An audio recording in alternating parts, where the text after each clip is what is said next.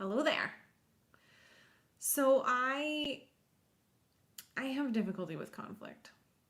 It's like a serious issue that I have.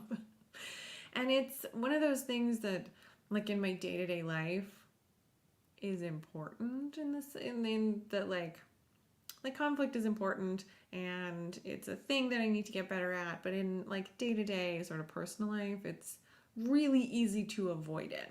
Like I will avoid conflict at almost all costs.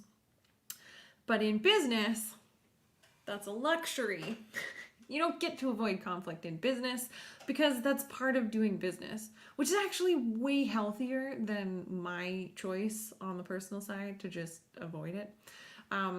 Because then we get to talk about it and then, like, we actually get to move forward and repair, and it's not just something that festers or whatever. Like, it can be dealt with, we can move on. Um, I had a day and a half of just like a lot of conflict. Not just with one person. There was like three come to mind, but it feels like 100. Um, and I'm not going to tell you what happened because it's um, um, confidential. That's the word I'm looking for. But it just takes so much energy for me. I mean, I'm assuming for everyone it takes a lot of energy for everyone, but like it just that's like I'm done. I have like a conflict will happen and then I need time to like cry about it and like think and decompress and like and I have been talking to a professional about how to deal with this because it has significant impacts on my business when I have a meeting that is like full of conflict and then I have another meeting right after and I have to like figure that out and I don't have time to like reset. And so what this person has been telling me is that one, while it's happening, you can actually breathe and change the way, like the physiology of what's happening in your body. So if you breathe in through your nose and out through your nose slower, so in and then out for longer, then you actually calm your nervous system, like you're physically calming it. So you can't be like freaking out and having your nervous like it just is the counter, it's the antidote to this issue, is I guess what she was saying. So I start with that when I'm actually in the middle of it. And I've realized that like this, I am so afraid of it because I know when I'm in the middle that I'm gonna be afraid. And so then my brain starts shutting down and I can't rely on it to like communicate what I need to communicate in that moment, which scares the crap out of me because I can rely on my brain all the time. Like it does what I ask it to do. It will recall things. Like I like my brain and it works really well for me. So when I'm in a situation where I can't rely on my brain, I get really scared because things are happening. I'm not really processing them. I'm not able to say what I want to say. And it's just like, it's overwhelming. And then I get really flooded.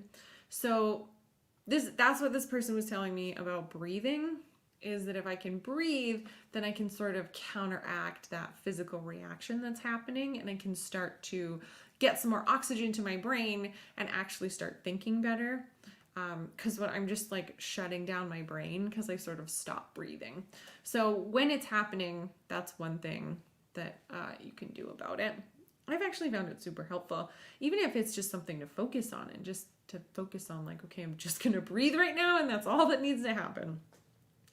Um, and the other thing that she tells me that I can do is to to journal about it for sure and to sort of figure out like why that's happening or why I'm really upset about whatever's going on, because a lot of times it's actually not the thing that's happening so much as like some other, I don't want to say trauma because trauma is way too strong of a word, but like some other thing that has happened that's like being triggered again.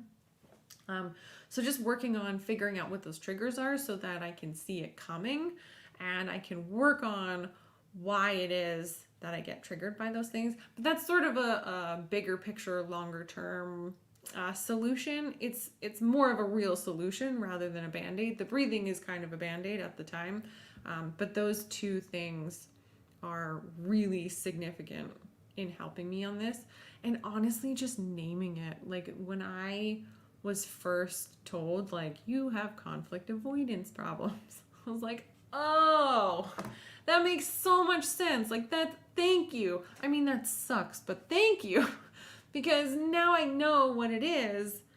I can actually start moving forward in healing this and making it so that it's not such a big issue. Because before that, it's just like, why does this happen? And then there's this block, and like I can't talk about it, and I don't have words for it. And so yeah, having somebody tell me like, this is the problem that you're experiencing, was like, yay, but also blah, because now I have to work on it. Anyway, I would love to know how you handle conflict. I know that, like, obviously it depends on the type of conflict that you're having, or like the person that you're having it with. Like, for example, if I have to bring something up to somebody who works for me, because like they've done something, they have not met expectations or something like that, then I like to send an email first, not to deal with it over email, but just to say, hey, we're going to have a meeting, like at a regularly scheduled meeting.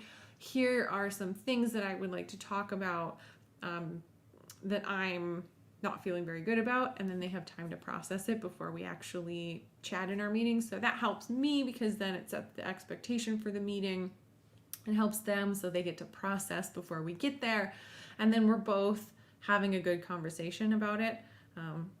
So I mean, that kind of thing is helpful in dealing with conflict, but otherwise I don't have a lot of experience in dealing with conflict, because I just avoid it. I do things to avoid conflict that I don't even know I'm doing to avoid conflict. So that's also something that I'm working on, is just finding, or like identifying when I'm avoiding it. But I would love to know from you, like, what is it that you do to handle that, or how do you bring it up to somebody, or like how do you handle that in your life? How do you handle conflict in your life? I'd love to know. I am here in the studio because I am working on a surprise project. It's not a surprise, I've been talking about it for a while, but I'm working on this project that's going to actually be released next week. That's right, I've been working on it for a long time, but it's being released next week.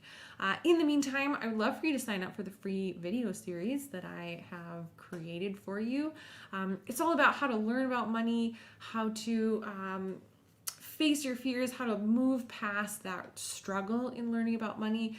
Then I talk about some myths and I answer some questions. So I'd love for you to join me on that journey. I've left the sign up link in the description, but it is kirkcpa.ca/free video series.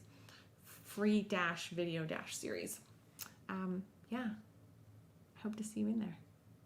By in there, I mean I hope you sign up for the video series. I hope you're doing well, and I'll see you tomorrow.